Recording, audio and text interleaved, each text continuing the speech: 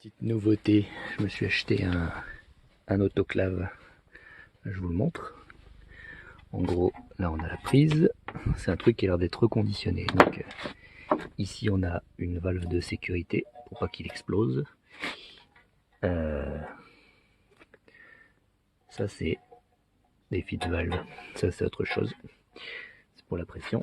Et là, un joli manomètre. Puis après ça se fixe avec des grosses vis comme ça. Il faut visser tout autour. Et là, petit système programmable ici. J'ai hâte de le tester. Pour le moment, j'ai pas encore eu le temps. Ma boîte à gants qui est finie. Les fameuses bandes de scotch que je dois aplatir avec la molette. Molette que j'ai.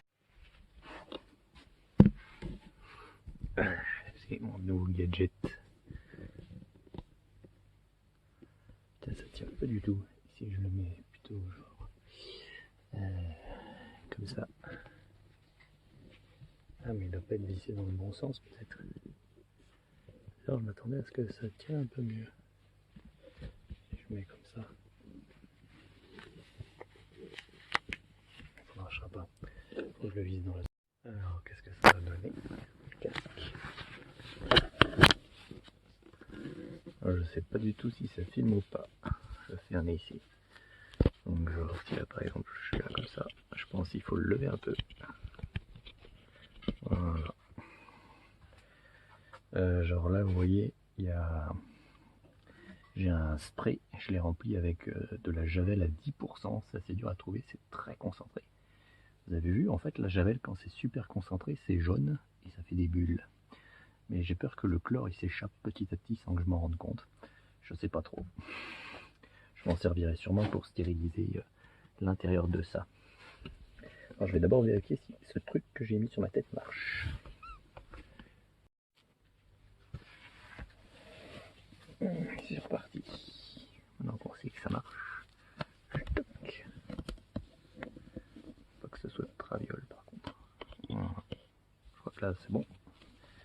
J'espère juste qu'on voit pas le veau de mon crâne chauve, comme la dernière fois. Bon, on est parti pour le boulot.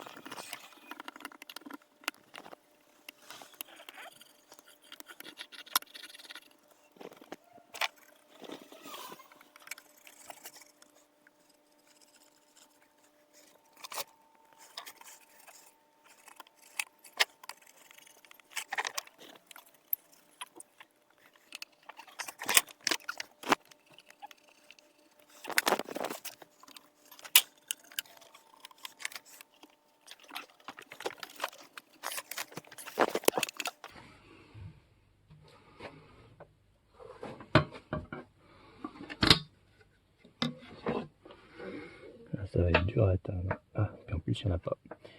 Alors il faut que je fasse passer la molette dedans. Ah putain, c'est dur.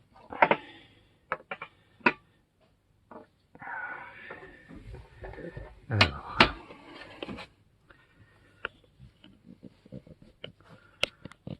Il faut que je mette une main là. Tant pis si c'est pas la bonne main. Que je fasse passer ça dans la main. Voilà. Ensuite, je vais retirer ma main. Alors je vais retirer le téléphone.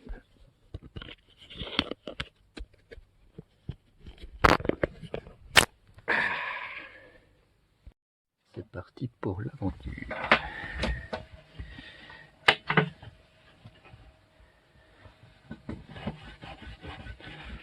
Il est essentiel de bien aplatir ce scotch là, parce qu'après ici il faut que je remplisse d'eau là, cette espèce de petit bidon. Et si le scotch il reste des fuites, sachant que le silicone que j'ai mis laisse déjà des fuites, et ben la flotte avec la javel ira partout. Ce que je ne veux pas évidemment. Ah, je peux pas gérer les coins. Il n'y a plus qu'à prier. Plus le scotch n'est pas du bon côté, mais l'autre côté était inaccessible. Si j'avais su, je l'aurais placé avant. Là c'est pareil, il faut que je me retourne comme ça.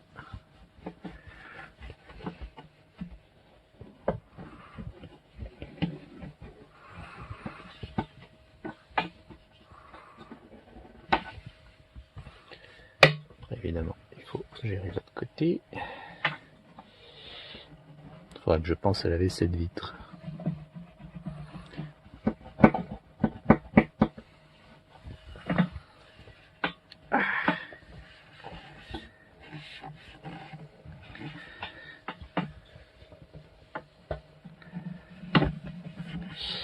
Et ouais, ça, il vaut mieux réussir son coup avant d'avoir fait l'assemblage final. Ou tester avant d'assembler l'assemblage final. Parce qu'après, pour accéder... Bonjour. Voilà. Maintenant, il faut ressortir la molette par le sas.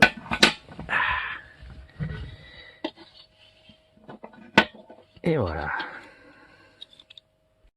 Maintenant, il va falloir que je remplisse mon bidon d'eau. Cet espace-là, il faudrait le remplir là. Plouf, pour qu'il n'y ait plus d'air qui puisse passer par là, sans passer par l'eau. Et si je chlore cette eau, normalement les microbes ne pourront pas rentrer. Mais d'abord, peut-être faire rentrer mon spray préféré de chlore ultra concentré dans la boîte à gants. Alléluia, il rentre. Et hop. Et vas-tu le réussir à l'attraper? Non. Ah, ça va être drôle ça quand je vais l'utiliser.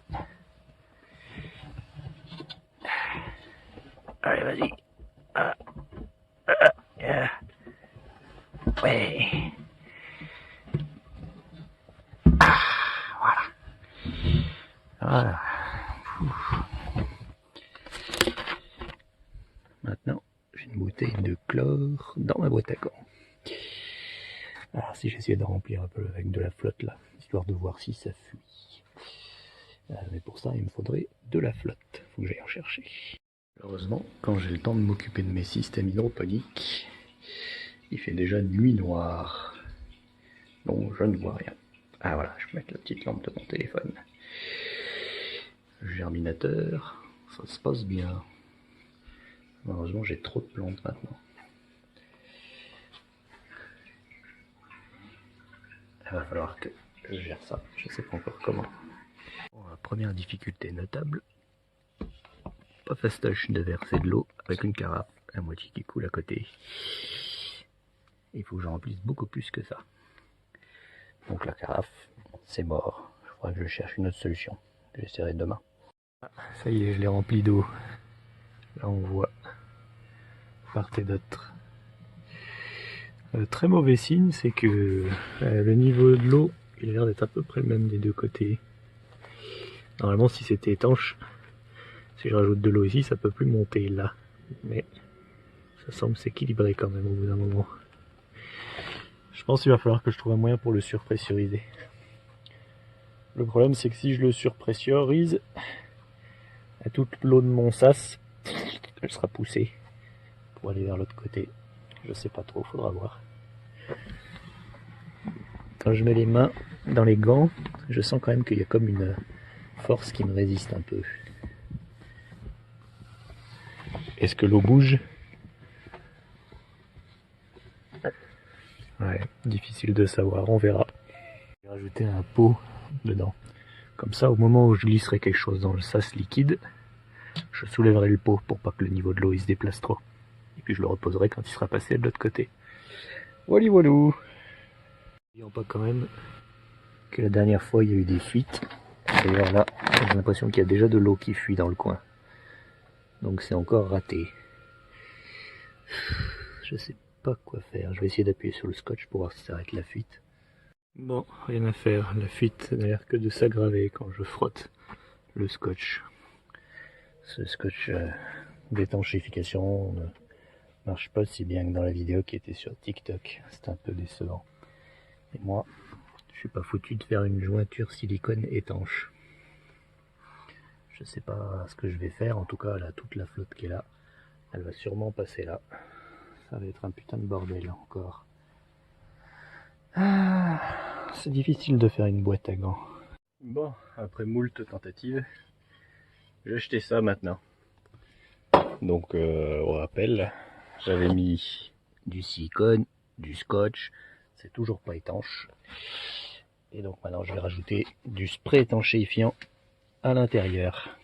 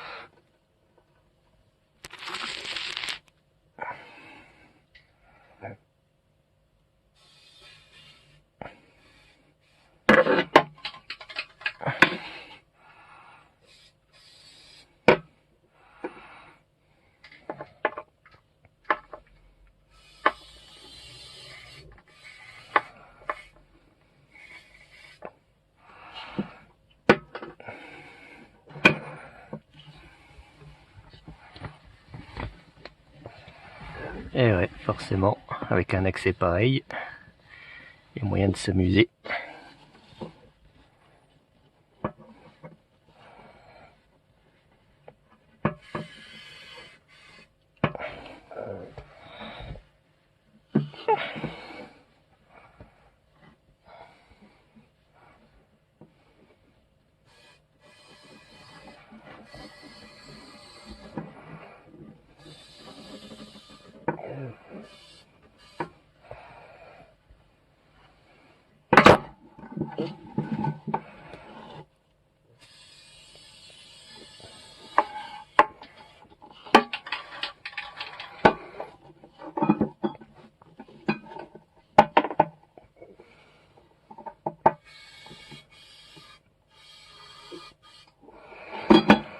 Voilà.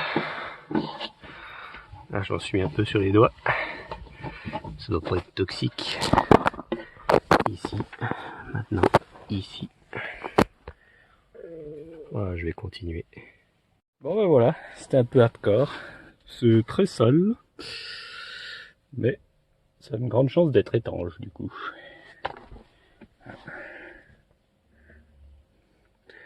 On voit bien là où la résine elle était répandue partout. De ce côté là aussi pour faire l'étanchéité. Et là aussi dedans. Tout partout. Voilà. Dans 10 minutes ça sera sec, on pourra tester. Là, a priori la résine est sèche. Ça fait bien 30 minutes que je l'ai mise. Et effectivement au toucher, on sent que c'est devenu solide. Cela dit, je trouve que ça pègue encore un petit peu. Je préfère la laisser toute la nuit avant de refaire un test, de remplir d'eau ici, en priant et en croisant les doigts. Bon, voilà, le moment tant attendu est arrivé. Je vais remplir d'eau et je vais voir si ça fuit. Pour le moment, le présage est bon. Je constate pas de fuite flagrante.